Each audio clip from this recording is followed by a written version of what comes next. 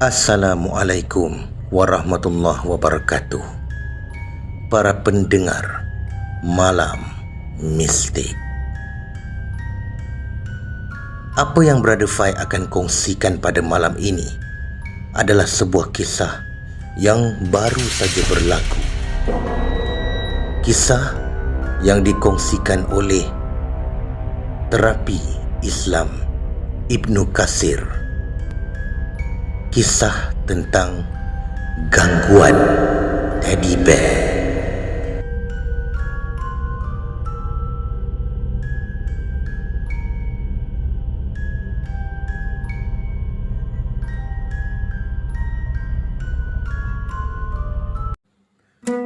Rawatan pagi itu berjalan seperti biasa. 3 orang pesakit hadir menerima rawatan. Usai rawatan pesakit terakhir, saya menerima satu mesej rawatan kecemasan di mana seorang wanita berusia hujung 20-an sedang kerasukan di rumahnya. Kerasukan yang bermula pada pagi hingga tengah hari tanpa henti. Seperti biasa, sebelum ke rumah pesakit tersebut, beberapa soalan diajukan bagi memastikan keadaan pesakit dan persediaan yang perlu dilakukan. Boleh saya tahu, ni siapa ni? Saya Ahmad, adik pesakit yang Ustaz rawat semalam. Oh, okey. Kenapa dengan kakak? Dari pagi tadi, kakak menjerit-jerit. Kaki dan tangan jadi keras dan bergerak tak boleh dikawal. Oh, baik. InsyaAllah, saya akan datang pada jam 3.30 petang. Jangan layan apa yang kakak cakap dan perhatikan gerak-geri dia sehingga saya sampai. Dalam kepala berfikir macam-macam. Pesakit ni balik dari pusat rawatan semalam dalam keadaan tenang. Tapi bila balik ke rumah, jadi semakin teruk. Mesti ada sesuatu di rumah pesakit ini.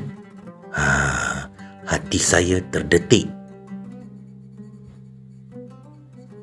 Bismillahirrahmanirrahim. Perjalanan lebih kurang 25 minit dari pusat rawatan ke rumah pesakit dimulakan. Jam 3.45 petang, saya sampai ke rumah pesakit tersebut bersama dengan Ahmad, iaitu adik pesakit. Keadaan di rumah tenang. Kakak yang tadinya kerasukan masih berada di dalam bilik. Keluarga pesakit telah menunggu di bawah. Tidak lama kemudian, pesakit turun dari biliknya dalam keadaan resah dan separa sedar. Siapa ni? Siapa ni? Siapa ni? Saya meminta pesakit duduk menghadap ke arah kiblat dan sesi ruqyah dimulakan di hadapan keluarganya. Surah Al-Fatihah dibacakan dan pesakit terus meraung menjerit tidak selesa. Kenapa kau datang kepada kau? Aku nak dia mati. Mati.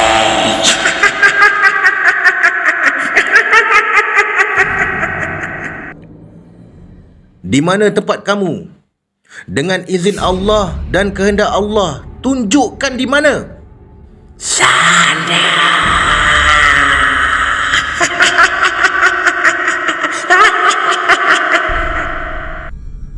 Pesakit menunjukkan arah di dapur dan bilik.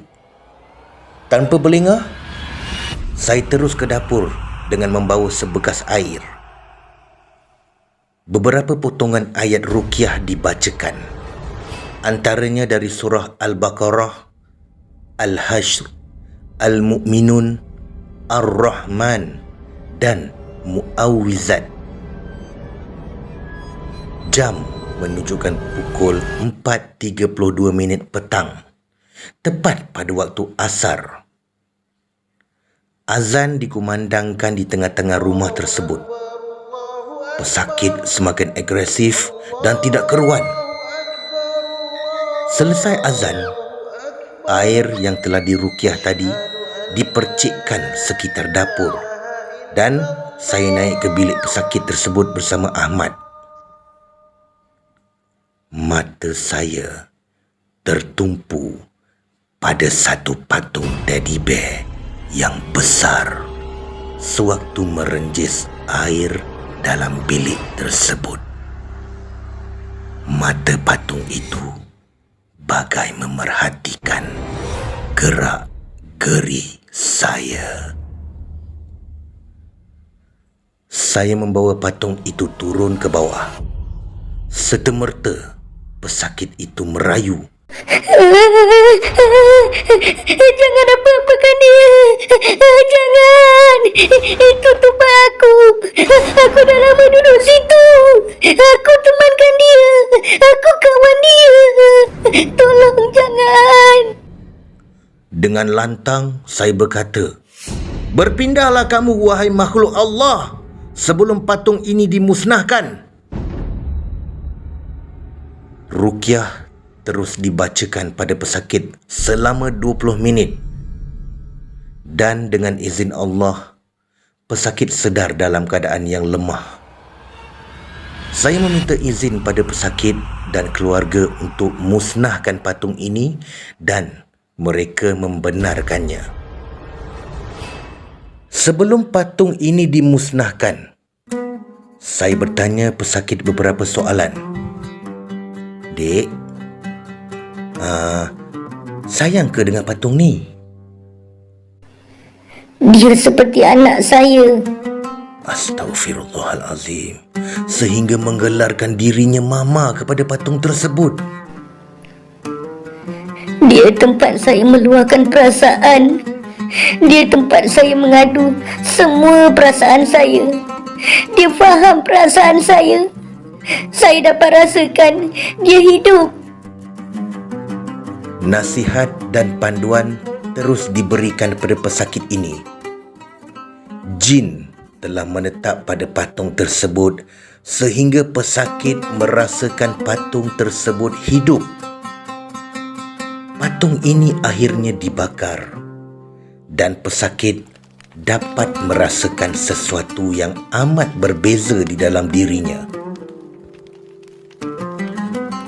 Setelah pesakit sedar dan pulih dari kerasukan, maka bermulalah sesi perbualan antara saya bersama pesakit.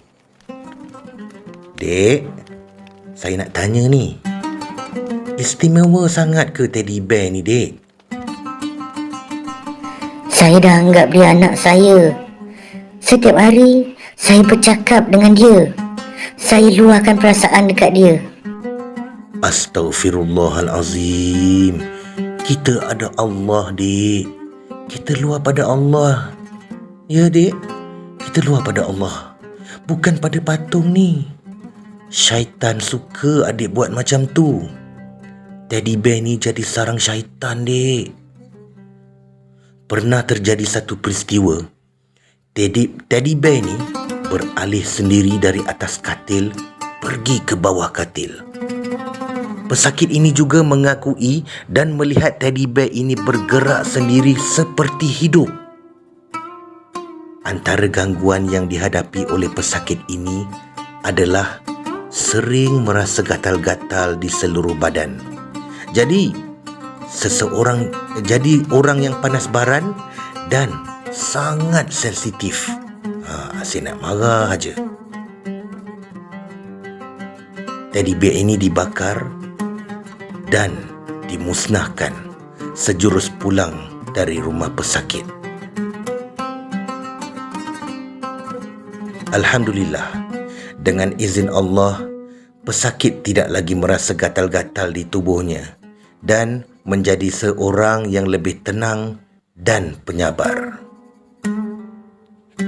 Saudara para pendengar Malam Mistik, Sebelum Brother Fai menutup tirai kisah ini, marilah kita menghayati sepotong hadis yang bermaksud, sesungguhnya malaikat tidak akan masuk sesuatu rumah yang di dalamnya mempunyai anjing dan gambar patung. Hadis riwayat Bukhari dan Muslim. Justru itu, sentiasalah kita memohon perlindungan dari Allah dengan mengamalkan zikir pagi dan petang yang sahih. Kita hendaklah sentiasa mengadu pada Allah yang Maha mendengar serta Maha mengetahui. Dan janganlah kita menyimpan anak patung untuk dijadikan sebagai hiasan dan kawan.